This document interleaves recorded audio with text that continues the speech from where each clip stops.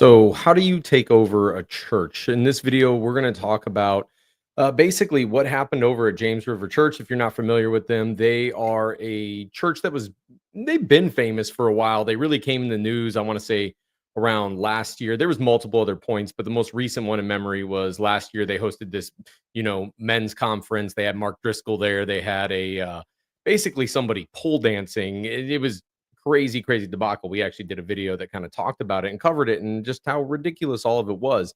Now they're in the news for basically deciding to leave their denomination, which is the Assemblies of God. And what sparked this, because this did happen, a few days back ago, was a recent interview I saw conducted by Steve Kozar over at the Messed Up Church, where he interviewed somebody who has been fighting against this. And I was listening to this story.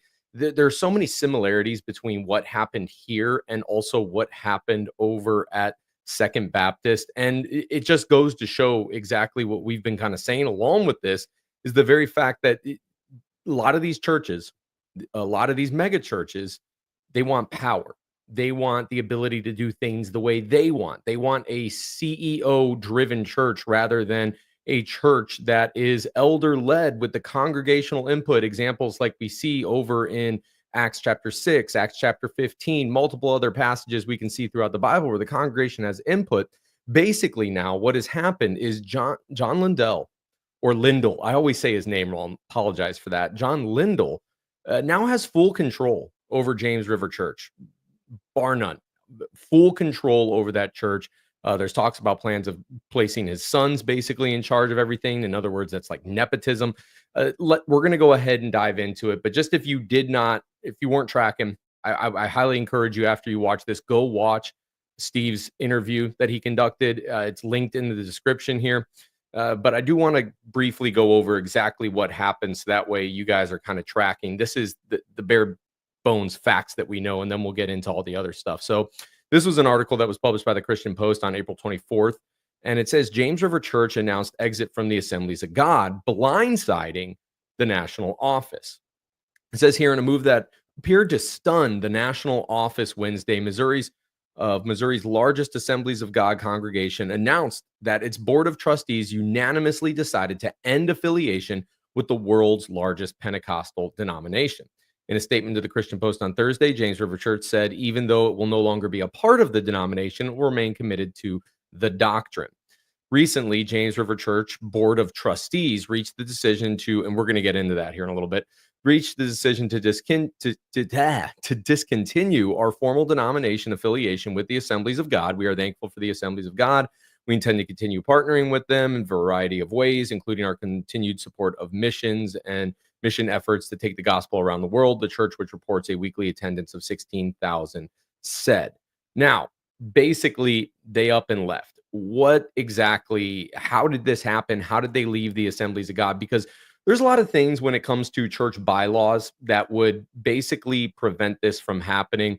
Not only this is a theological blindside to people who were in that church, who gave to God through that church, believing that they were giving to something. When you put that denominational label on it, we talked a little bit about it in last night's episode. When you put a denominational label on something, especially if it's a well-defined denomination that has very strict doctrine on what they adhere to, you kind of know what you're getting when you walk into that church.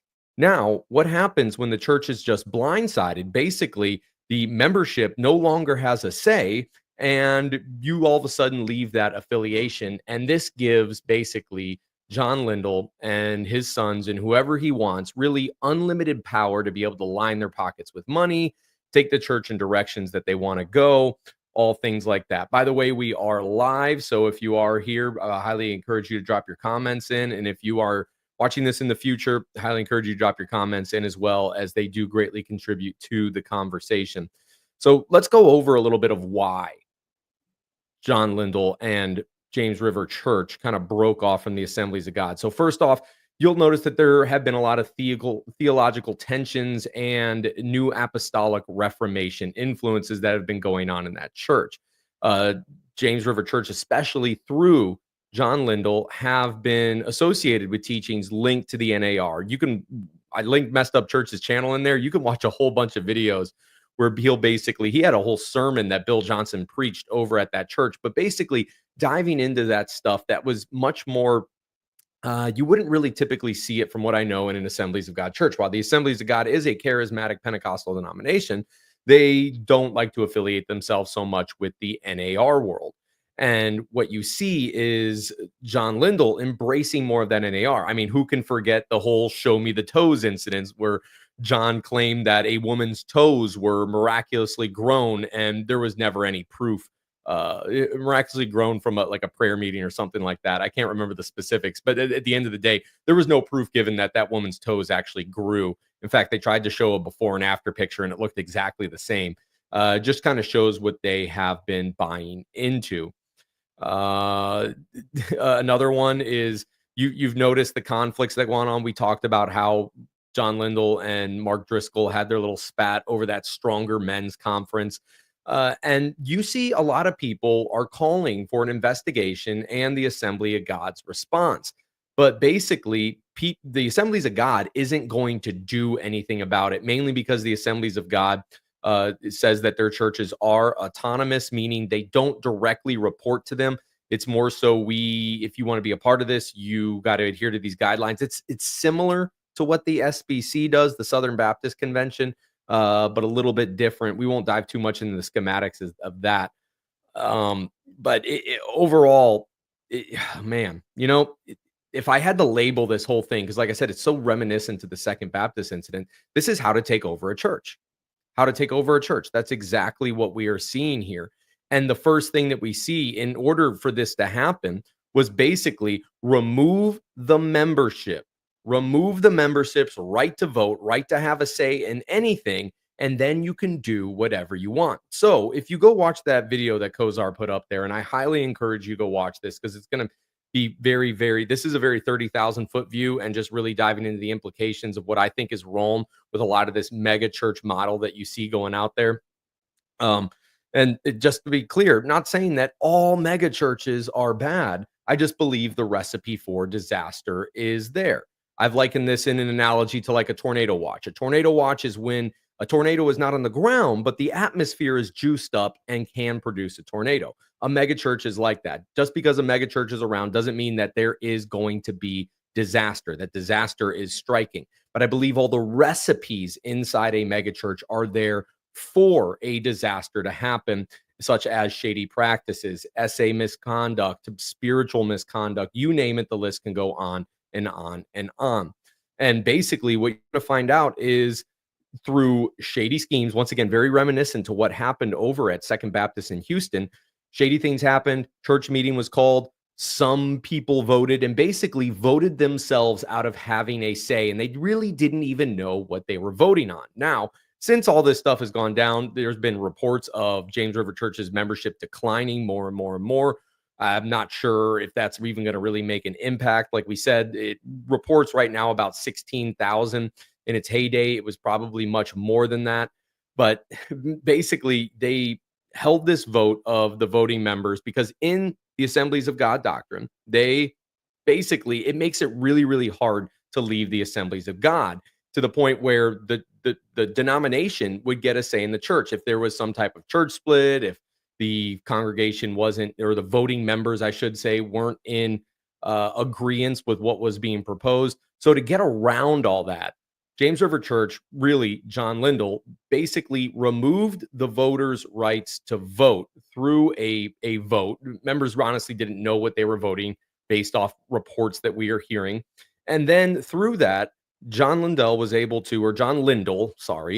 basically able to usurp the authority, become basically the king of that church, and then plant in there who he wanted on the board of trustees. And who knows how that goes, because you're being ran by a board of trustees and a CEO pastor rather than being elder-led like the Bible actually says. Now, in this, they can basically do whatever they want. They don't have to go to the members because the members have absolutely no say. You probably don't even have membership anymore. And in that, the only way to really stop this is if members and people just stopped going to that church. That's the only way to really stop that. That's the only way to really sell a sign. is saying, hey, we are going to stop going here, go to a different church somewhere else in the area. That's the only way to stop this from happening. I want to move over to a couple comments before we keep moving on. Faith and Photo says, we will unfortunately see this happen more and more. Also, a lot of freestyling, New Apostolic Reformation theology, and spiritual TED Talks. Oh, don't get me wrong. We're going to go into that a little bit. We are moving away from historical church polity and orthodox theology. Exactly. If you just go over, by the way, to the James River Church website, speaking on that note, and you just look at their latest list of sermons that they have on their church, look at what some of these are called. You don't see scripture in here. You don't see what Bible verses that they're talking about, what passage they're on. You see TED Talk titles, basic decisions for big blessings. God is doing a new thing. The fear of men, the power and love. When God shows up in your life, God plans. Oh, there's Louis Giglio, another one of those. He panders to all these guys. Stay away from him. Your friends and your future, the Shekinah and God's presence. Nothing in here. Where's the scripture? Where's the talk about verse? And look at the nepotism in here. Notice who's all on here. John Lindell, Brandon Lindell, his son, Debbie Lindell, John Lindell, David Lindell. You can't tell me this ain't a family thing right here. I mean, that's basically what I'm seeing out of this. What this gets at is the broader implications. James River Church departure from the Assemblies of God reflects the broader challenges within many evangelical circles regarding theological boundaries and church governance. Basically, somebody wants control. How do they get it? Get rid of the members, get rid of their vote, get rid of what they want to do. They don't have to say in this church. It's my church. I own this church, and I can do whatever I want with it. That's basically what we're getting out of this. So how do you kind of go about this? And I want to go over some generalities here. Some speculate this is exactly what happened over at James River Church, but I want to go over some generalities so that way we can see this happening in our churches. If you see this start to happen in their churches, you need to raise a stink. You need to talk about it. And honestly, I hope videos like the one from the Messed Up Church goes out. Make this famous so that way people can raise the red flag on that and raise the red flag if they see this happening somewhere within their local assembly. So how do you do this? Basically, modifying bylaws and membership voting rights. I wrote here in my notes, churches often have the authority to amend their bylaws, including provisions related to membership voting rights, provided they adhere to the procedures outlined in their original governing documents and applicable state laws. How do you get away from that? Exactly what Second Baptist did, exactly what it sounds like James River is being accused of here, or should I say, once again, John Lindell, using a shady way to call people to come in the vote with vaguely sounding proposals and things of that nature to go ahead and pass it. In other words, try to hide it the best you possibly can, so that way people don't know what they're actually voting on. For instance, some churches, once again, have transitioned from governance models where decision-making authority is vested in a board of elders, thereby eliminate not just elders, but board of directors is what you see a lot in these incorporated mega churches. They don't even use the term elders. They use directors, thereby limiting or eliminating congregational voting rights. Such changes typically require a formal amendment process, which may involve notifying members of the proposed changes, but they do it in a dishonest way. And there's multiple ways that they can go about this. Basically, that's what happened over at James River Church. So how did they depart from the Assemblies of God? The Assembly of God's constitution and bylaws provide that the affiliated churches are generally self-governing. They have autonomy to withdraw that denomination, but they do put certain rules in there which would make it hard, because basically, if you go watch the video by the Messed Up Church, you'll see that they have to, basically the congregation has to have like a 100% agreement on disaffiliating from the Assemblies of God. Well, they were never going to get that. So what did they do? You remove membership. That seemed to be what was going on. There's implications and considerations that come along with this. I wrote here the lack of transparency regarding James River Church governance changes and departure from their Assemblies of God has led speculation and concern among some members and observers. In similar situations, churches have faced criticism for not adequately involving their congregations in significant decisions or for implementing changes that reduce accountability. That's the other thing. John Lindell basically has no accountability now whatsoever. He installed those board of trustees, those people who are kind of overseeing things in the church.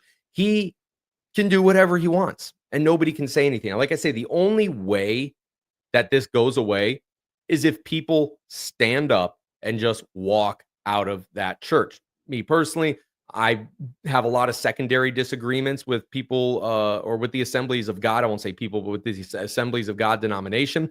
That being said, I would never call them heretics and tell them that they are not Christians or anything. In fact, I have some great iron sharpens iron conversations with people from the AOG. Uh, but what John Lindell's going towards, drifting into this AR world over here, buddying up with people like Bill Johnson and such. I don't. I think people are seeing how ridiculous that is. Stephanie Collins comes in. She says, I know this question came up in regard to the Houston Second. The secular court can step in to enforce church bylaws as they pertain to governance, ownership, real property, etc., not just doctrine. Yes, but from what we've seen over on the Trinity Foundation, very rarely, even though the state, depending on which state it's in, does have the right to do things like this, very rarely have we ever seen a state actually do something in regards to this, according to what Trinity Foundation was pushing out, simply because the state wants to stay away from church affairs. That's kind of what we're seeing there. Uh, Moving on to a few other comments. Kathy said, my old church was all about the pastor, no elders. Yeah, and I've said it time and time again on here. The reason why we see elders, plural, in the Bible and not just one senior pastor is because of accountability, making sure that pastor doesn't fly off the rim and do something crazy. Uh, The Bible was smart in doing what it was doing. It did a really, really good job. Kathy also chimed in and said, sounds like some country and state ballot issues where no means you want it and yes means don't because of the crazy wording. And they need a statement. Oh, yeah, I see what you're saying. Yep. Yeah, it's kind of like those ballots. Like you need somebody to like plain read to you in English what this ballot you're voting on is. That's basically what it sounds like happened over at James River Church. And I don't think we can't raise the voice enough in this. So there's a lot of speculation going on about how these bylaws have changed and things of that nature. I'll not going to speak too much on it because I want you to go over to Steve's video on the messed up church that I linked in the description. Watch that because that man who was a part of that church at one point in time and has been doing the digging on this, he can give you a lot more data when it comes to the actual specifics. But I just wanted to talk about this and bring it up on the broader case because we're seeing more and more like this. And who knows how many more we are going to continue to see inside churches where, and we frankly see it mostly in the mega church world, where it becomes more about power, greed, money, my choice, my church, my decision. I do what I want. Who cares what those people sitting out in the congregation want? And the only way, once again, to stop this is if people stand up, say something, do something, and that's walk out and leave that church and don't come back. I feel horrible for all the people there who were giving to that church for years and years and years, thinking that this church was solid because that was the denomination that they fall under. They trusted the Assemblies of God denomination, and now it's basically been usurped from them. So that way, John Lindell and his family can basically grab power and move their theological shifts to whatever way the wind is blowing at that time. Okay, so a lot of this, once again, I do have to add this in. A lot of this is being alleged, but what we do know are the facts that James River Church has left the Assemblies of God. Members there no longer have a say like they used to. That's what we know. That's the facts. Everything else is allegations and speculations. Stephanie wrote in saying, I'm a lawyer and I'd be the last to advocate turning to the secular courts, but these pastors, in quotes, yeah, impastors, are doing outrageous things. Now, allegedly. Yeah, exactly. No, you're spot on. And I hope that there's somebody, if this does go to a court, that somebody listens to this and looks over this and says, this is wrong. This is shady. This is not right. All right, with all that being said, we're going to go ahead and get out of here. I will talk to y'all later on the next one. I appreciate every single one of you that take the time to watch these. And I pray once again that this can help you if you identify this in your church. Maybe you know somebody who's going through something similar like this. I highly encourage you to share this out with them. So that way they can see these different red signs that are going on there. Ask the questions, never stop questioning, always stick to the Bible, the solid word, the solid foundation of God. All right, I'll talk to y'all later and see you on the next one.